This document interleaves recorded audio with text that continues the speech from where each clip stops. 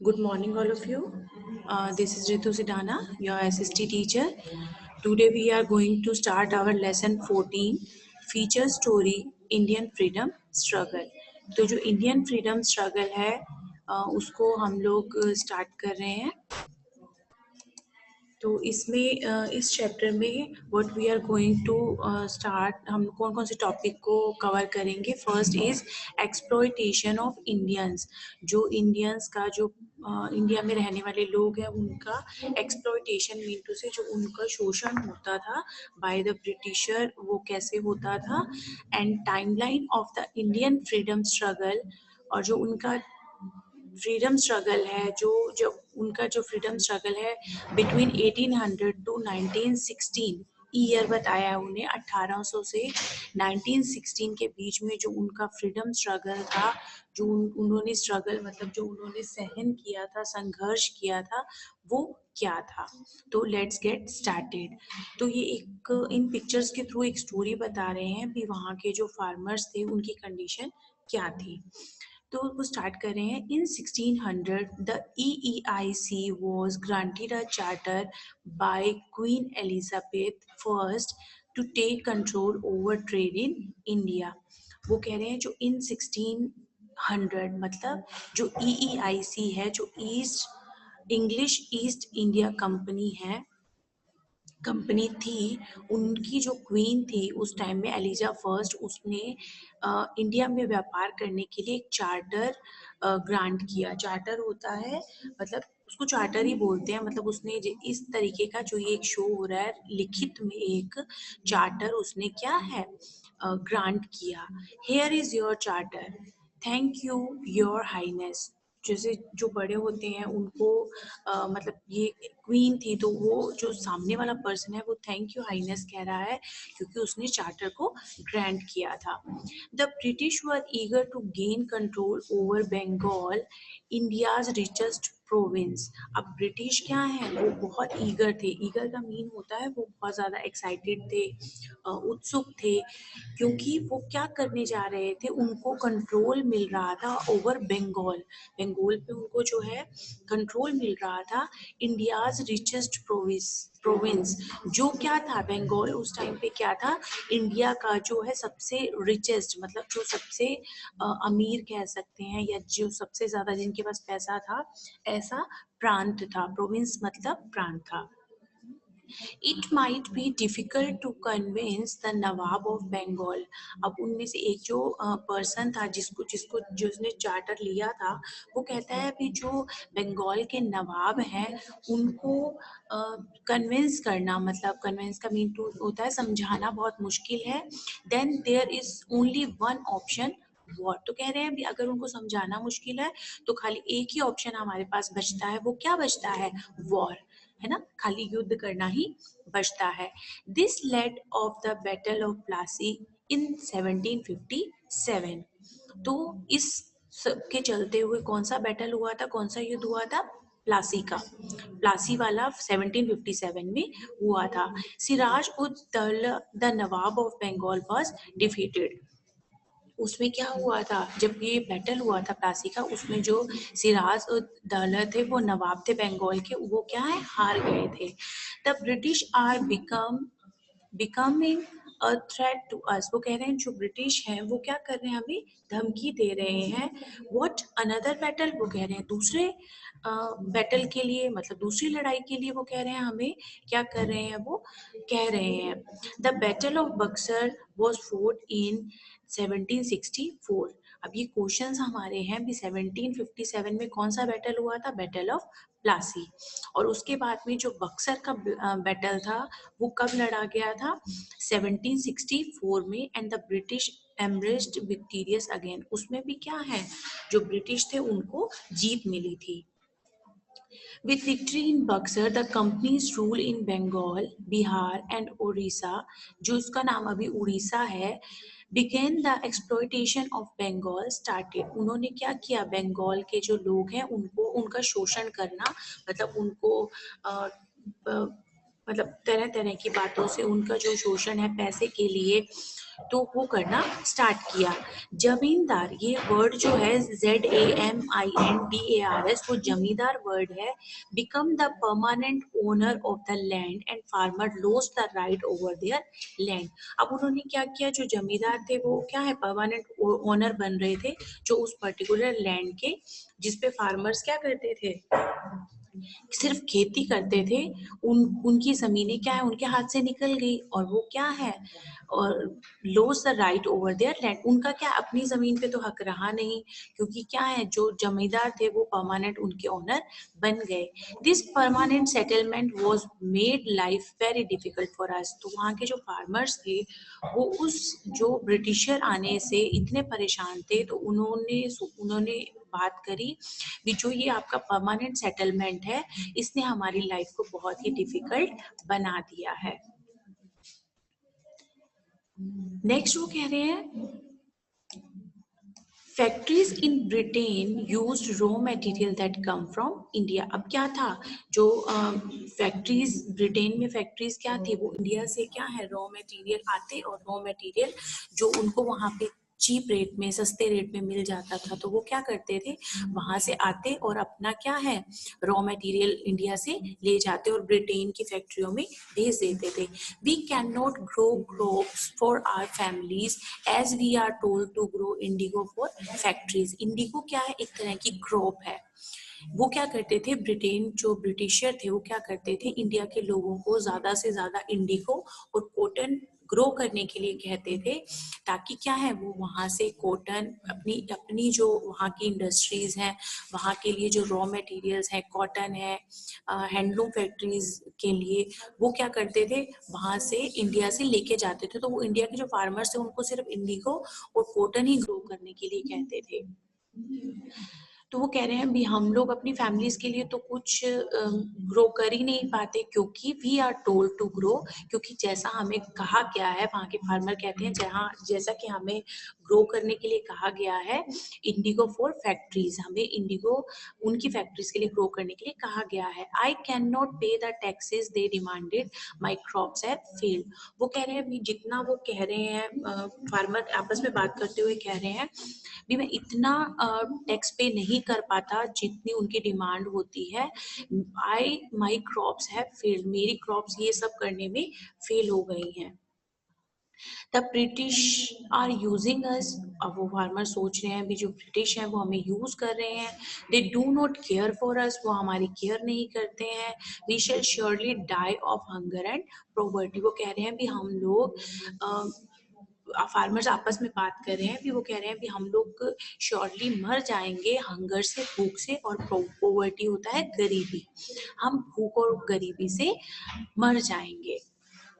There was growing discontent among people against the British. Many sections of society come together challenge the British. उसमें क्या है, कई families जो dissatisfied थे crops को ग्रो करने में, वो कहते हैं, वो कई सेक्शंस मिलके सामने आए और उन्होंने ब्रिटिश को चैलेंज भी किया। आफ्टर द रिवोल्ट ऑफ 1857, वो कह रहे हैं जो रिवोल्ट था 1857 का, उसके बाद में ऑफन जिसको और किस नाम से जाते हैं, first war of Indian and independence. जो रिवॉल्ट ऑफ 1857 है उसको first war of Indian independence के नाम से भी जानते हैं। The company lost its control over India. तो कंपनी की बात कर रहे हैं, जो ब्रिटिशर कंपनी है उनकी बात कर रहे हैं, उन्होंने अपना इंडिया पे कंट्रोल क्या है, खो दिया। Thus the British government began its rule over India. तो फिर क्या किया, जो कंपनीज थी उन्होंने अपना इंडिया पे कंट्रोल खत्म किया, तो ब्रिटिश गवर्नमेंट ने इंडिया पे रूल करना स्टार्ट किया। ये उन्होंने बताया है, जो बैटल हुए प्लासी का, बक्सर का, फिर रिवोल्ट हुआ है ना। रिवोल्ट का मतलब क्या होता है, जो विद्रोह होता है, उसकी बात वो कर रहे हैं। तो वो कह रहे हैं ये चीजें होने पर अब हम लोग इसको कंटिन्यू आगे स्टार्ट करते हैं। The beginning of freedom struggle. तो नेक्स्ट वो कह रहे हैं भी, जो फ्रीडम स्ट्रगल है उसकी बिगनिंग, उसकी शुरुआत कैसे हुई। तो इन चीज़ों से शुरुआत हुई सोशल एंड रिलीजियस रिफॉर्मर। जब इंडिया में सोशल और जो रिलीजियस रिफॉर्मर, रिफॉर्मर का मतलब होता है जो समाज को सुधारते हैं, सुधारक होते हैं, वो आए। राइज ऑफ नेशनलिज्म, जब राष्ट्रवाद का राइज हुआ, उदय हुआ। पार्टीशन ऑफ बंगाल, जब बंगाल का पार्टीशन हुआ, जो पार्टीशन हुआ था बंगाल का, ईस्ट पार्टीशन हुआ था और वेस्ट पार्टीशन हुआ था। फिर नेक्स्ट इज स्वदेशी एंड बॉयकॉट, बॉयकॉट मूवमेंट। जब इंडिया में स्वदेशी, स्वदेशी का मीन होता है जो ज़्यादा हमें इंडियन चीज़ें यूज़ करने के लिए कहते हैं, एंड बॉयकॉट का मतलब होता है बहिष्कार करना, और जो जो बाहर की चीज़ें होती हैं उनका बहिष्कार करना। तो ये जब मूवमेंट स्टार्ट हुए तब इंडियन फ्रीडम स्ट्रगल की क्या है, बिगनिंग हुई, शुरुआत हुई। अब next is exploitation of Indians by the British. अब वो कह रहे हैं, अब हमारा नेक्स्ट टॉपिक जो स्टार्ट हो रहा है, जो इंडियंस का ब्रिटिश के, जो ब्रिटिशियर हैं उनके एक्सप्लॉइटेशन का मीन होता है शोषण। जब उनका शोषण कैसे होता था, तो वो आपको एक इस छोटी सी एनिमेशन के थ्रू दिखा रहे हैं, देखिए इसको।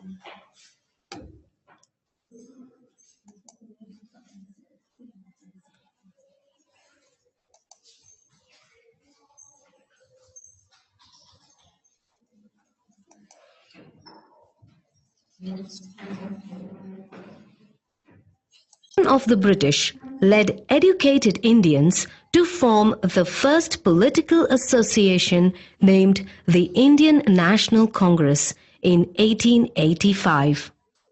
With the help of a Scotsman called Alan Octavian Hume, with an aim to promote national unity.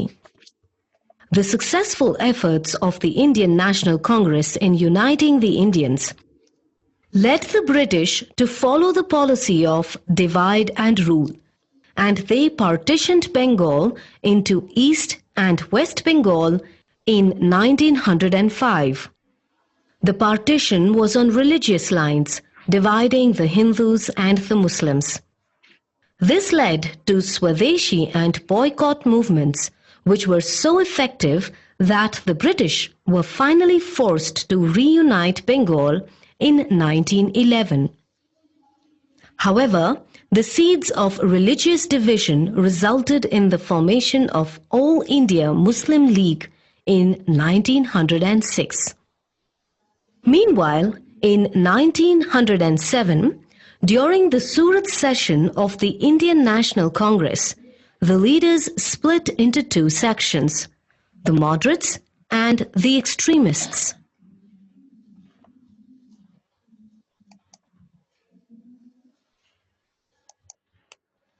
Yes, इसको जो उन्होंने हमें अभी एनिमेशन हमने देखा उसमें बताया है कि जो पहले सोशल और रिलीजियस रिफॉर्मर हैं, फिर राइज ऑफ नेशनलिज्म है, फिर पार्टीशन ऑफ बंगाल है, फिर स्वदेशी एंड बॉयकॉट मूवमेंट्स हैं, इनका कैसे लाया गया। तो वो बता रहे हैं सबसे पहले उन्होंने exploitation of Indian by British, जो ब्रिटिश का जो ब्रिटिश के लोगों का जो इंडियंस का शोषण होता था वो कैसे होता था। तो वो कह रहे हैं जो ईईआईसी है, ईईआईसी होता है इंग्लिश ईस्ट इंडिया कंपनी, जो जब वो इंडिया में जब उन्होंने रूल करना स्टार्ट किया तो उनका मेन मोटिव क्या था, जब उनका मेन मोटिव था भी इकोनॉमिक एक्सप्लॉइटेशन करना। इकोनॉमिक एक्सप्लॉइटेशन होता है जो आर्थिक शोषण होता है वो करना होता है। वो क्या करते थे, जो ईईआईसी है, जो इंग्लिश ईस्ट इंडिया कंपनी है, उन्होंने क्या किया, अपना अपना जो एक्सप्लॉइटेशन, उन्होंने अपना जो शोषण उन्होंने क्या किया, उन्होंने कंपनी इंडिया पे रूल करना स्टार्ट किया, है ना। तो वो क्या करते थे, वो अपना प्रॉफिट देखते थे, वो अपना प्रॉफिट ढूंढते रहते थे हर चीज़ों में। वो क्या करते थे, जो इंडिया में जो कॉटन और इंडिगो ग्रो करने के लिए कहते थे, वो जो फार्मर्स थे वहाँ के, उनको कहते थे ज़्यादा से ज़्यादा वो कॉटन और जो इंडिगो है वो ग्रो करें, और उनको वो क्या करते थे, चीप रेट में उनसे खरीदते थे, और जो ग्रेट ब्रिटेन की जो कंपनियां हैं, इंडस्ट्रीज हैं, फैक्ट्रीज हैं, उनको वो मटेरियल सेंड करते थे। तो वो ये चीज़ें, ये काम करते थे। तो ये कंपनी जो EEIC है, इनका ये काम था। In the previous chapter, you have read about the coming of EEIC and the establishment of the company rule over India. तो जो इस कंपनी ने जो इंडिया पे रूल कैसे किया, अपने आप को इन्होंने पहले स्थापित किया, फिर उस कंपनी पे क्या है इंडिया पे रूल करना स्टार्ट किया। The British rule in India was against the interest of people of India. वो कह रहे हैं जो इंडिया के ब्रिटिश ने जब रूल किया इंडिया पे, तो लोगों का वो क्या है, लोग उनके जो इंडिया के लोग हैं, तो वो क्या है उनका इंटरेस्ट देखते थे, उन मतलब उनको पता चल गया था भी उनका किस चीज का इंटरेस्ट है। They exploited Indians and took away their wealth to Britain. वो क्या करते थे, पहले उनको शोषण करते थे, मतलब किसी चीज के लिए, और क्या करते थे, जो शोषण किस तरीके से करते थे कि वो उनको ग्रो करने के लिए कहते थे, क्रॉप्स ग्रो करने के लिए कहते थे, उनको चीप रेट पे लेके वहां से, and took away their wealth to Britain. और वो क्या करते थे, उन जो उनकी संपत्ति थी या उनके जो भी पैसे थे उनको क्या करते थे, ब्रिटेन लेकर जाते थे। The Indians were forced to produce goods and crops such as indigo and cotton.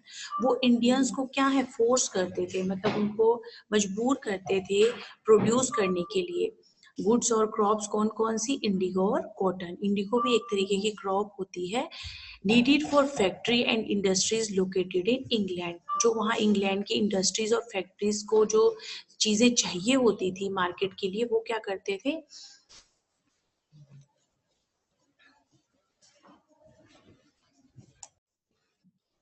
वो क्या करते थे वहां से क्रॉप्स और जो गुड्स है वो क्या करते थे, जो उनकी इंडस्ट्रीज जो इंग्लैंड में लोकेटेड थी वहां उनको सेंड कर देते थे। Indian crafts people could not compete with the low prices of factory made goods from Britain. तो जो वो इंडिया के जो क्राफ्ट के जो काम करते थे, वो क्या करते थे, लो प्राइसेस में काम नहीं कर सकते थे, है ना, उनके लिए काम नहीं कर सकते थे। Gradually many of them gave up their profession and several Indian goods. धीरे धीरे क्या किया, कईयों ने अपना प्रोफेशन क्या किया, जो इंडिया के लोग थे उन्होंने अपना प्रोफेशन क्या है छोड़ दिया, क्योंकि वो क्या है लो प्राइसेस पे नहीं देना चाहते थे, कम कीमत पे नहीं देना चाहते थे। that were famous all over the world such as muslin। Muslin एक तरह का जो क्लोथ होता है, मलमल जिसको बोलते हैं, स्टॉप बीइंग प्रोड्यूस्ड। तो वो क्या है, जो फेमस था ऑल ओवर द वर्ल्ड, जो मलमल का क्लोथ कह रहे हैं, वो क्या हुआ, प्रोड्यूस होना स्टॉप हो गया, क्योंकि वो क्या करते थे, जो इंडियंस थे वो क्या करते थे, लो प्राइसेस में फैक्ट्री में नहीं बना सकते थे, तो उन्होंने धीरे धीरे अपना प्रोफेशन छोड़ना स्टार्ट किया, और जो मलमल का जो कपड़ा था वो क्या है, प्रोड्यूस होना बंद हो गया। The British introduce the railway, telegraph and postal system. अब जो ब्रिटिश के लोग हैं उन्होंने क्या क्या इंट्रोड्यूस किया, रेलवे सिस्टम इंट्रोड्यूस किया, टेलीग्राफ और पोस्टल सिस्टम इंट्रोड्यूस किया, मतलब उन्होंने शुरू किया। They also promoted modern western education in India. अब उन्होंने क्या है, जो ब्रिटिश हैं उन्होंने धीरे धीरे प्रमोट करना स्टार्ट किया, जो मॉडर्न और वेस्टर्न एजुकेशन है उसको स्टार्ट किया।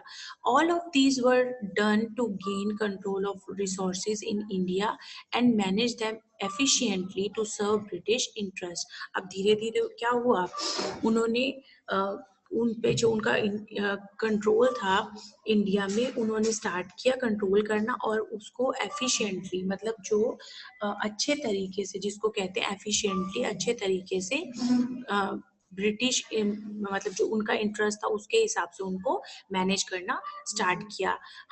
However, these measures taken by British backfired with the introduction of Western education।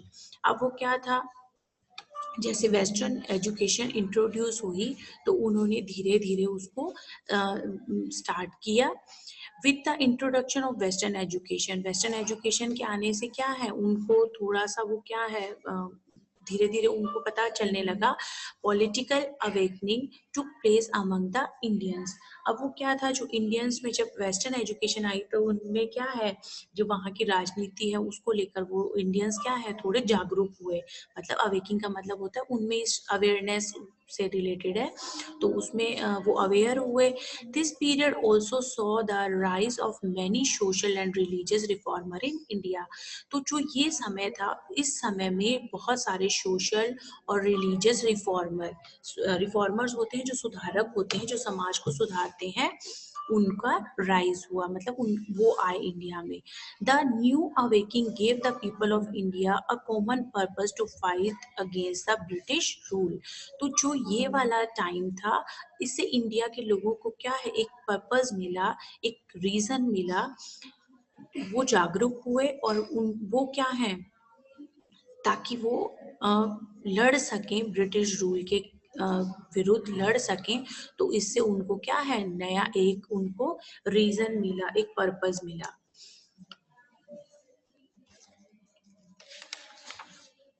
Next is the timeline of Indian freedom struggle. अब जो हमारा सेकंड टॉपिक है, उसमें है जो इंडियन फ्रीडम स्ट्रगल है 1800 से 1916, उसका जो टाइमलाइन वो बता रहे हैं, उसमें क्या क्या हुआ।